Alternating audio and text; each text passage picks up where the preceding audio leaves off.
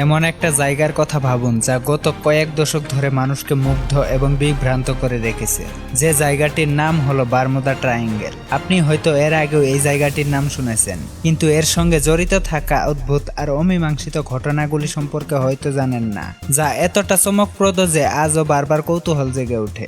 উত্তর আটলান্টিক মহাসাগরের বুকে অবস্থিত এই অঞ্চল তিনটি বিন্দুকে যুক্ত করে: বারমুদা দ্বীপ, ফ্লোরিডার মিয়ামি এবং পুয়ের্তো রিকোর সান জুয়ান।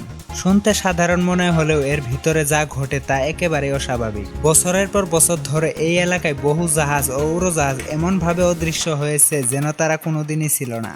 আরও আশ্চর্যের বিষয় হলো, নিখোঁজদের খুঁজে পাঠানো উদ্ধারকারী দলগুলির অনেকেই নিজেরাই উধাও হয়ে গিয়েছে। তবে এখন সবচেয়ে বড় প্রশ্ন ওঠে, এই সবগুলো একেবারে উধাও হয় কিভাবে, বা সেগুলো কোথায় যায়? এই রহস্য এতটা গভীরে যে গবেষক থেকে ষড়যন্ত্র তত্ত্ববিদ সবার মাথা ঘুরিয়ে দেয়। অনেকের বিশ্বাস এই অঞ্চল কোনো অদ্ভুত শক্তিতে ঘেরা রয়েছে। হয়তো এটি কোনো না কোনো মাত্রায় যাওয়ার দরজা হতে পারে, বা ভিনগ্রহীবাসীদের কারসাজি হতে পারে।